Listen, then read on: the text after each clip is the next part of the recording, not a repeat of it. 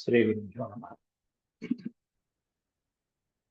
వ్యాస విరచిత శ్రీమన్మహాభారతంలో ఆది పర్వంలో మనం 247వ అధ్యాయం చెప్పుకుంటున్నాం.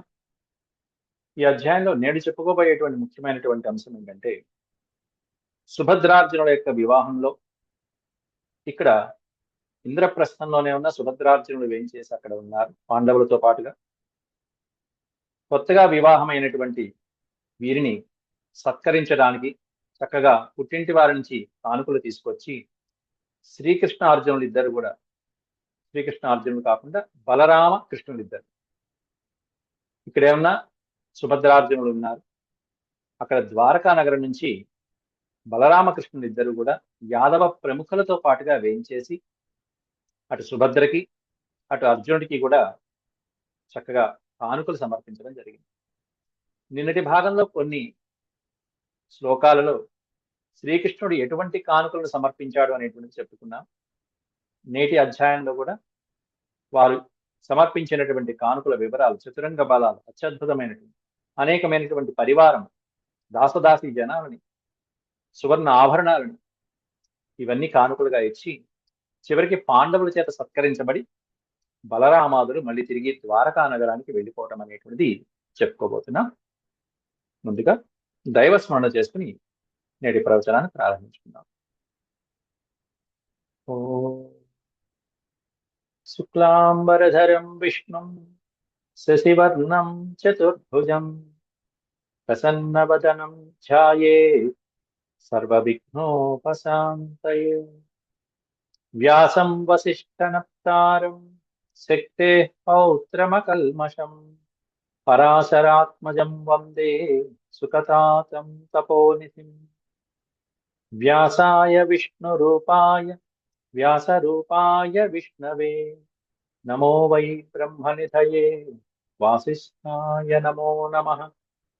నారాయణం నమస్కృత్య నరం చైవ నరోత్తమం దేవీం సరస్వతీం వ్యాసం తతో జయముదీరయేత్.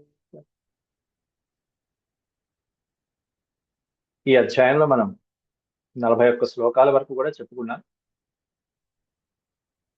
తథైవాశ్వతరీణాం చ దాంతానాం వాతరం హసాం శతాన్యంజనకేశీనాం శ్వేతానాం పంచజా. అద్భుతమైనటువంటి గుర్రాలని, ఏనుగులని ఇవన్నీ కూడా కానుకలుగా ఇస్తూ శతాని అంజనకేశీనాం శ్వేతానాం, అద్భుతమైనటువంటి ఆడగుర్రాలు, అలాగే గాడిదలు మొదలైనటువంటివి ఇవన్నీ కూడా కానుకలుగా సమర్పించారు శ్రీకృష్ణ పరమాత్ముడు. స్నానపానోత్సవే చైవ ప్రయుక్తం వయసాన్వితం స్త్రీణాం సహస్రం గౌరీణాం సువేషాణాం సువర్చసాం. పరిచారికులు అంటే ఈ రాజులు మొదలైనటువంటి వారికి సపర్యలు చేయడానికి స్నాన విషయంలో కానీ, లేకపోతే భోజనాదులలో కానీ, క్రీడోత్సవాల్లో కానీ, అలంకారాలలో కానీ ఇక్కడ సహాయం చేసేటువంటి సహాయకులని పుట్టింటి వారి నుంచి తీసుకొచ్చాడు. ఎట్లాంటి వాళ్ళు? వాళ్ళందరూ కూడా వయసాన్వితం, చక్కటి వయసులో ఉన్నటువంటి వాళ్ళు, అందమైనటువంటి స్త్రీలు, సహస్రం స్త్రీగణం, 1000 మంది స్త్రీలని కానుకగా ఇచ్చాడు అక్కడ సుభద్రాదేవి. గౌరీణాం, గౌరవర్ణంతో ఉండేవాళ్ళు, అందరూ చక్కగా తెల్లటి వర్ణంతో ఉండేటువంటి వాళ్ళు. సువేషాణం సువర్చసాం, చక్కటి వేషములతో, అలంకారాలతో, చక్కటి తేజస్సులో కలిగినటువంటి వాళ్ళని 1000 మంది స్త్రీలని, పరిచారకుల్ని సమర్పించాడు. వాళ్ళందరూ కూడా సువర్ణ శతకంఠీనాం అరోమాణాం స్వలంకృతాం పరిచర్యాసు దక్షాణాం ప్రదదౌ పుష్కరేక్షణ. పుష్కరేక్షణ శ్రీకృష్ణుడు ప్రదదౌ ఇచ్చను 1000 మంది స్త్రీలని, అది కూడా అలంకరించుకున్నటువంటి వాళ్ళు. సువర్ణ శతకంఠీనాం, చక్కగా సువర్ణము అంటే బంగారముతో వందలాది అలంకారాలు చేసుకున్నటువంటి వాడు. అరోమాణం, శరీరము మీద రోమములు రానటువంటి వాళ్ళు, అటువంటి సుందరీమణులు. అలాగే స్వలంకృతాం, చక్కగా వాళ్ళకి వాళ్ళు అలంకారం చేసుకోగలిగినటువంటి వాళ్ళు, చక్కటి అలంకారాలను చేసి పెట్టేటువంటి దాసీదనం. పరిచర్యాసు దక్షాణం, సేవ చేయటంలో దక్షులు అంటే నిష్ణాతులైనటువంటి వాళ్ళు. నిపుణులైనటువంటి వాళ్ళు. ఎలా సేవ చేయాలి, ఎలా సేవ చేస్తే యజమాని యొక్క అంతరంగం బహిర్గతం అవుతుంది, అంటే అంతరంగాన్ని మెప్పు పొందేటువంటి వాడు. ఈ సేవ ద్వారా, ఈ పని ద్వారా యజమాని యొక్క మెప్పు పొందేటువంటి వాడు. ఎలా చేస్తే యజమానికి నచ్చుతుందో అలా చేసేటువంటి వాడు. అట్లా చేయగలిగినటువంటి వాళ్ళని కృష్ణుడు సమర్పించాడు. అలాగే పురుష్యానామపి చాశ్వానాం బాహ్లీకానాం జనార్దనః దదౌ శతసహస్రాఖ్యం కన్యాధనమనుత్తమం.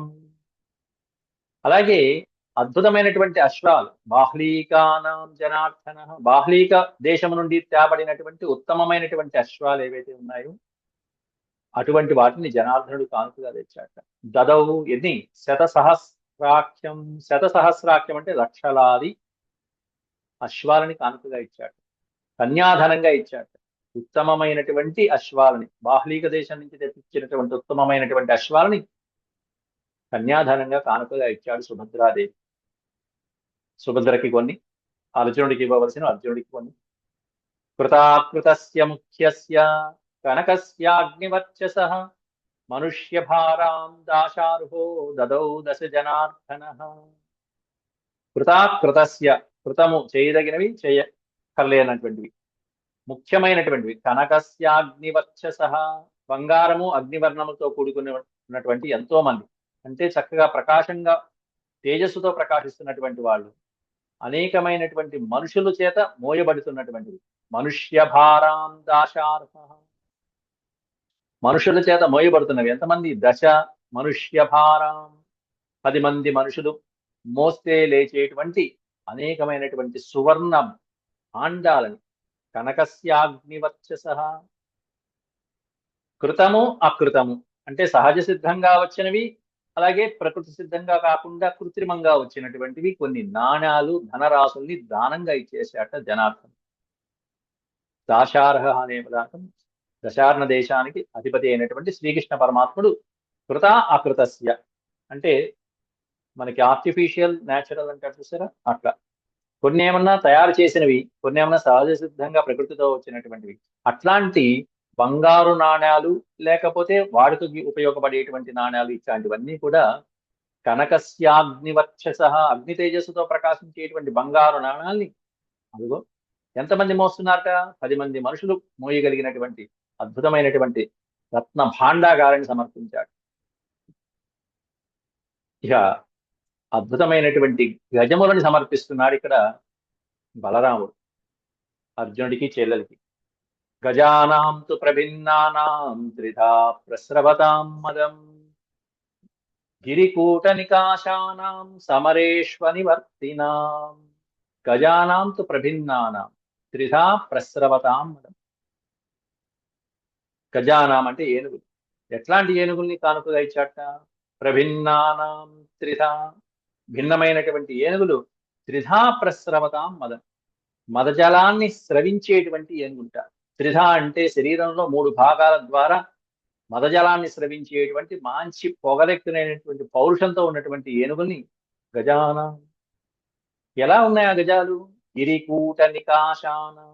గిరి కూటం, గిరి అంటే పర్వతం, మంచి ఎత్తైనటువంటి పర్వతం, పర్వతాల యొక్క సముదాయం లాగా సమానమైనటువంటి పోలికతో చెప్పదగినటువంటి. ఓ పర్వతం కాదు, పర్వతాల సముదాయమా అన్నట్టుగా ఉన్నాయి ఆ గజాలు చూస్తే. గిరికూట నికాశానాం సమరేషు అనివర్తినాం. అవి యుద్ధానికి వెళ్ళాయా? అనివర్తినాం, విజయంతో గాని తిరిగి రావు. ఆ విధంగా వాటికి చక్కటి శిక్షణ ఇవ్వబడినటువంటి ఏనుగులు. సమరేషు అనివర్తనాం అంటే యుద్ధంలో వెనుదిరగనటువంటివి అని అర్థం. వెను చూడవు, యుద్ధంలో పారిపోయి రావడం అనేది వాటికి తెలియదు. అద్భుతమైనటువంటి విజయంతో తిరిగి వస్తాయి. సమరేషు అనివర్తినాం, అట్లాంటి మదించినటువంటి ఏనుగులను. క్లుప్తానాం పటుఘంటానాం చారూనాం హేమమాలినాం. పటుఘంటానాం, అద్భుతంగా అటు ఇటు చక్కగా ఘంటానాదాలు కూడా అందంగా అలంకరించబడినటువంటివి. చారూనాం, సుందరమైనటువంటివి. హేమమాలినాం, బంగారంతో ముందు వెనక పక్కల అన్ని కూడా అలంకరించబడినటువంటి ఏనుగులు. హస్త్యారోహైరుపేతానాం, హస్తి ఆరోహై అంటే ఏనుగు పైన ఉండేటువంటి మావటి వాళ్ళతో పాటుగా ఉన్నటువంటి సహస్రం సాహస ప్రియ, వేలాది గజములని సాహస ప్రియుడైనటువంటి శ్రీ బలరాముడు పాణిగ్రహణికం దదౌ పార్థాయ లాంగలి. లాంగలి అనే దాని తర్వాత రామ పెట్టాలి. లాంగలి రామ అంటే హలాని, లాంగలి అంటే హలం, నాగలి. నాగలిని ఆయుధంగా కలిగినటువంటి బలరాముడు పాణిగ్రహణికం దదౌ పార్థాయ, ఎవరికి కానుకగా ఇచ్చాడు ఇన్ని ఏనుగులు? ఏనుగులు ఎవరికి ఇవ్వాలి? పెళ్లి కొడుకా పెళ్లి కూతురికా? కాబట్టి అది అర్థం చేసుకుని వీరుడైనటువంటి పార్థాయ అర్జునుడికి పాణిగ్రహణికం దదౌ, పాణిగ్రహణం సందర్భంగా బహుమతిగా కానుక ఇన్ని వేల ఏనుగుల్ని సమర్పించాడు బలరాముడు. ప్రియమాణో హలధర సంబంధం ప్రతిమానయన్ సమహాధన రత్నౌఘో వస్త్రకంబలఫేనవాన్. ప్రియమాణ అంటే సంతోషించినటువంటి హలధరుడు, హలాన్ని పట్టుకున్నటువంటి వాడు బలరాముడు. సంబంధం ప్రతిమానయన్, ఈ సంబంధాన్ని గౌరవిస్తూ అర్జునుడికి కానుకగా సమర్పించినటువంటి కానుకలవే. అయితే ఈ తెచ్చినటువంటి ధనరాశులన్నీ కూడా ఎలా ఉన్నాయంటే మహాసముద్రంలా ఉన్నాయని వర్ణిస్తున్నారు ఇక్కడ 2 శ్లోకాలలో వ్యాసులు వారు. సహా మహాధనం రత్నౌఘో వస్త్రకంబలఫేనవాన్. ఆ ద్వారకా నగరం నుంచి తెచ్చినటువంటి సంపదలు, సిరి సంపదలు, ధనరాశులు ఇవన్నీ కూడా మహాసముద్రంలాగా భావించుకుంటే మహాధన రత్నౌఘ, రత్న ఓఘ, ఓఘ అంటే అలలు, సముద్రం యొక్క అలల్లాగా ఉన్నాయి అవి ఆ ధనరాశు. దేనికి ఈ సముద్రం అంటే ఇక్కడ పాండవులు అనేటువంటి మహాసముద్రంలో ఈ తెచ్చినటువంటి మహాధనం అనేటువంటిది బ్రహ్మాండమైనటువంటి పెద్ద పెద్ద అలల్లాగా కనిపిస్తుంటే, వస్త్ర కంబలఫేనవాన్, యాదవులు తెచ్చినటువంటి అనేకమైనటువంటి రంగురంగుల వస్త్రాలు, కంబలములు మొదలైనటువంటివన్నీ కూడా ఆ సముద్రానికి నొరగలాగా కనిపిస్తున్నాయట. తెల్ల తెల్లగా నొరగ ఎట్లా ఉంటుందో అలా కనిపిస్తున్నాయి వాళ్ళు తెచ్చిన తివాచీలు మొదలైనటువంటివన్నీ. పాండవ మహాసిరి సంపదలనే మహాసముద్రంలో ఇప్పుడు ఇంకో తరంగం కలిసింది. అంటే నదులన్నీ వచ్చి సముద్రంలో కలిసినట్టుగా అనేకమైన దేశాల సంపదలన్నీ వచ్చి ఇదిగో పాండవులనే సముద్రంలో, పాండవుల యొక్క ధనం అనేటువంటి సంపదలనే సముద్రంలో కలుస్తున్నాయి. ఇక్కడ ఈ ద్వారకా నగరం నుంచి వచ్చినటువంటి ఒక సముద్రం లాంటి ఒక పెద్ద ధన సంపద వచ్చి ఇక్కడ సముద్రంలో కలుస్తుంది. అది మహాగజ మహాగ్రాహ పతాకా శైవలాకుల. మహాగజ మహాగ్రాహ, ఈ తెచ్చినటువంటి మహాగజములు, వాటి నుండి స్రవిస్తున్నటువంటి ఈ మదజలాలు ఇవన్నీ కూడా ఎలా ఉన్నాయంటే సముద్రంలో ఉన్నటువంటి మహాగ్రాహముల్లాగా ఉన్నాయి, మొసళ్ళులాగా ఉన్నాయి. వాటి ఆకారాలు అవి, ఆ గుంపులు. పతాకా శైవలాకుల, శైవలాకుల పతాకములు, పైన కట్టినటువంటి ధ్వజములు, పతాకములు మొదలైనటువంటివి ఏవైతే ఉంటాయో రథాల పైన, అలాగే నాయకులు ఉత్సాహంతో పట్టుకునేటువంటి పతాకాలన్నీ కూడా రెపరెపలాడుతూ రంగురంగులుగా అలా కదులుతూ ఉంటే, ఆ తీరంలో ఉన్నటువంటి నాచు, పేరుకుపోయినటువంటి నాచు, రాళ్లపైన కనిపించేటువంటి నాచులు ఎలా అయితే మెరుస్తూ ఉంటాయో అలా మెరుస్తున్నాయట. పాండు సాగరమావిద్ధ ప్రవివేశ మహాధన, వాళ్ళు తెచ్చినటువంటి మహాధనం అంతా కూడా, యాదవ వీరుడు తెచ్చిన మహాధనం అంతా కూడా పాండు సాగరం ఆవిద్ధ. ఆవిద్ధ అంటే ప్రవేశించడం, మొత్తం కలిసిపోయినాయి. అక్కడి నుంచి తెచ్చినటువంటి మహాధనం అనేటువంటి ఒక నది వచ్చి పాండవుల యొక్క సంపదలనేటువంటి సాగరంలో కలిసిపోయి సమ్మిళితమైపోయినాయి, అలా ప్రవేశించినాయి, ఏకమైపోయినాయి. అసలే పాండవుల యొక్క సంపద ఎలా ఉందంటే సముద్రం, పూర్ణ సముద్రంలాగా ఉంది. ఓం పూర్ణమద పూర్ణమిదం అన్నట్టుగా అవి పూర్ణంగా ఉన్న సముద్రమే, కానీ ఇంకో సముద్రం వచ్చి కలిసినా పూర్ణంగానే ఉంటుంది. అట్లా తెచ్చినటువంటి పూర్ణయుతమైనటువంటి సిరి సంపదలతో అంతకుముందే పూర్ణమైనటువంటి సముద్రంలా కనిపిస్తున్న పాండవుల సంపద ఇంకాస్త పూర్ణమైంది అని చెప్తున్నారు ఇక్కడ. పూర్ణమాపూరయం స్తేషాం ద్విషచ్చోకావహూభవత్. పూర్ణం ఆపూరయం, అంతకుముందే పూర్ణించబడినటువంటి, మొత్తం పూర్ణంగా ఉన్నటువంటి, పరిపూర్ణంగా ఉన్న సంపదలైనటువంటి పాండవులనే సముద్రంలో ఇదిగో ఈ నది కలిసి ఇంకాస్త పూరయం తేషాం,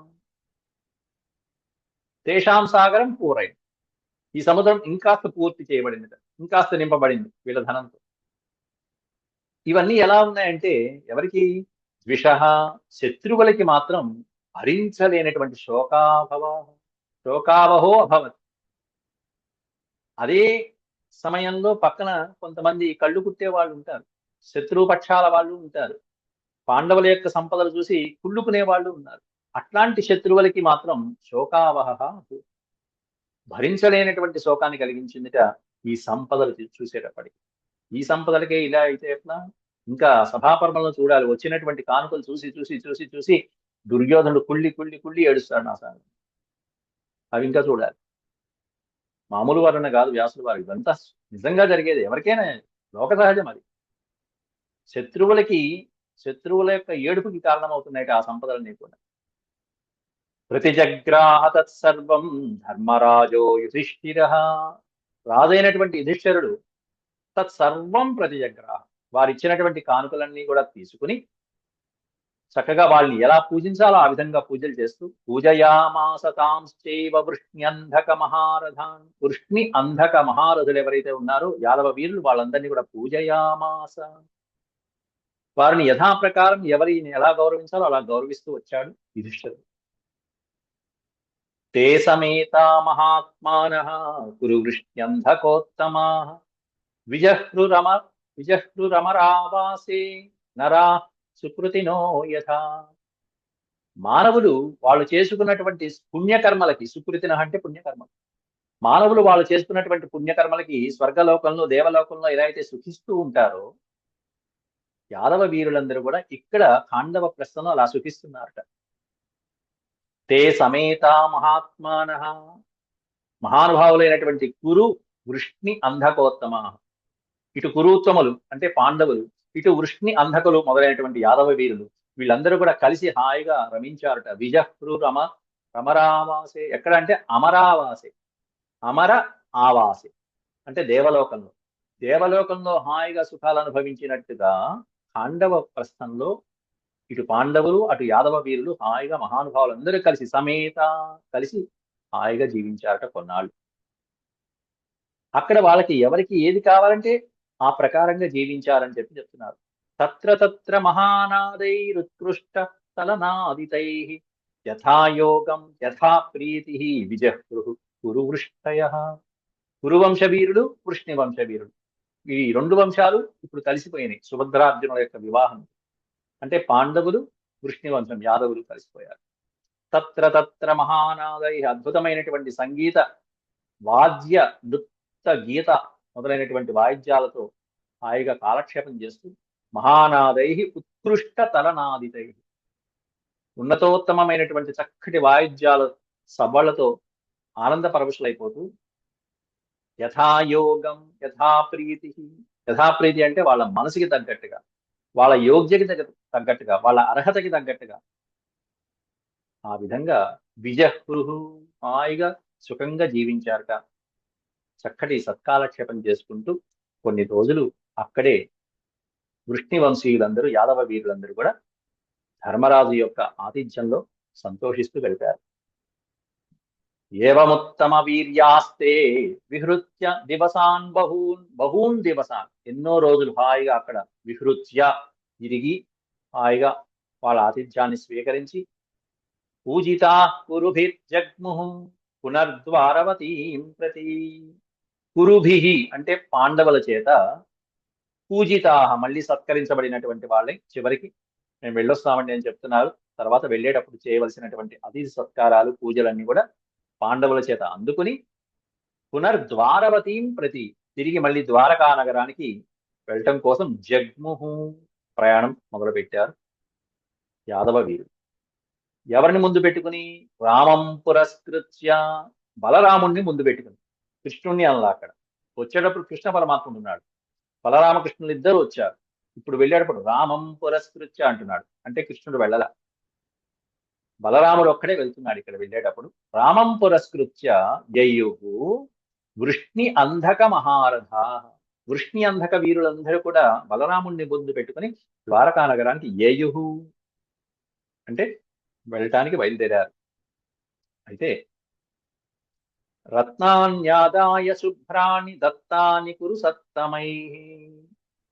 కురుసత్తములైనటువంటి పాండవుల చేత శుభ్రమైనటువంటి అనేకమైనటువంటి రత్న వజ్ర వైఢూర్యాలు మాణిక్యాలు మొదలైనటువంటివన్నీ కూడా కానుకగా దత్తాని ఇవ్వబడిన తర్వాత, కానుకలుగా గ్రహించిన తర్వాత బలరామాదులు చెప్పవలసినటువంటి వాళ్ళకి నమస్కారాలు పలికి వెళ్తున్నారు.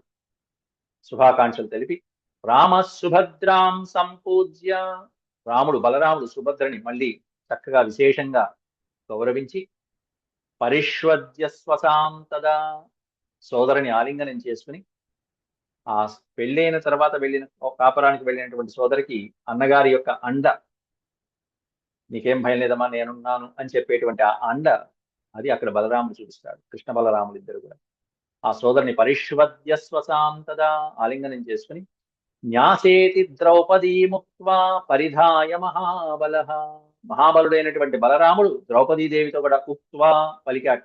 న్యాస ఇది, ఈమెను ఇక్కడ ఉండనివ్వమ్మ అని పలకడం న్యాసం అంటే.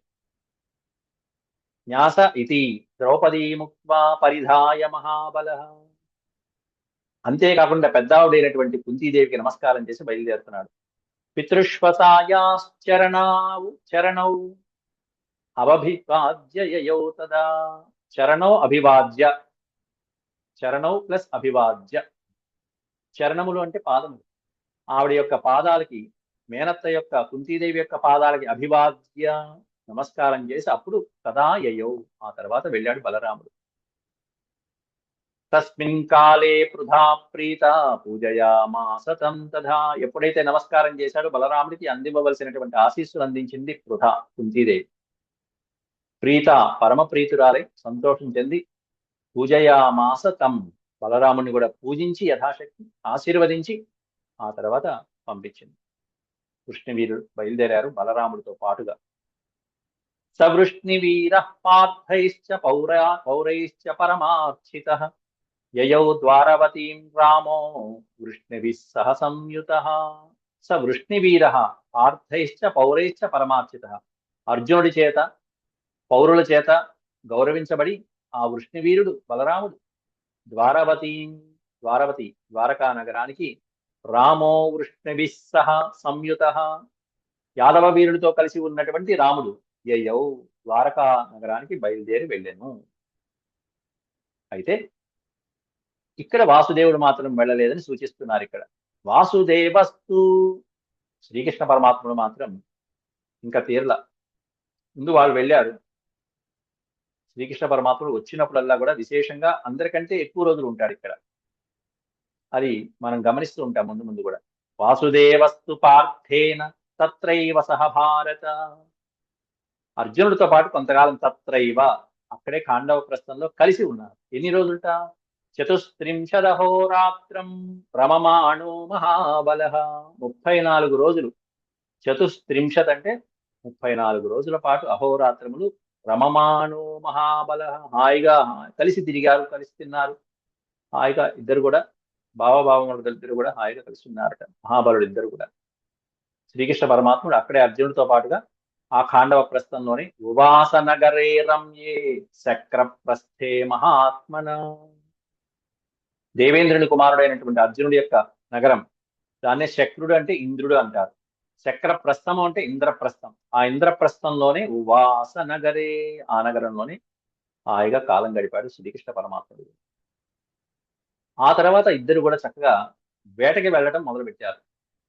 వ్యచరద్యమునా తీరే మృగయాం సమహాయశాః మృగాన్ విధ్యన్ వరాహాంశ్చ రేమే సార్థం కిరీటినా.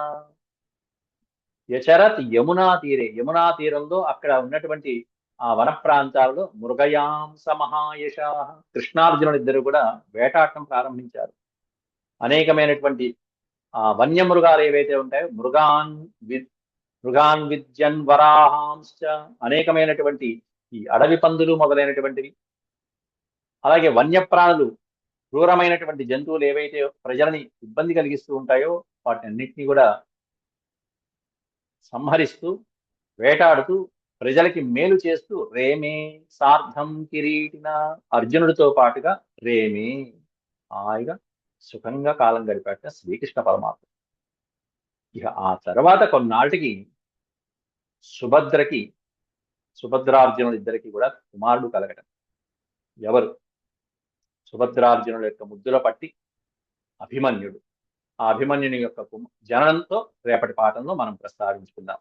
అభిమన్యుడు అనే పేరుకి అర్థం ఏంటి, అభిమన్యుని యొక్క గుణగణాలు రూపలావణ్యాలు ఎలా ఉన్నాయి మొదలైనటువంటివన్నీ కూడా చెప్పుకుంటూ ఈ అధ్యాయంలో ఇంకా 20 శ్లోకాలున్నాయి.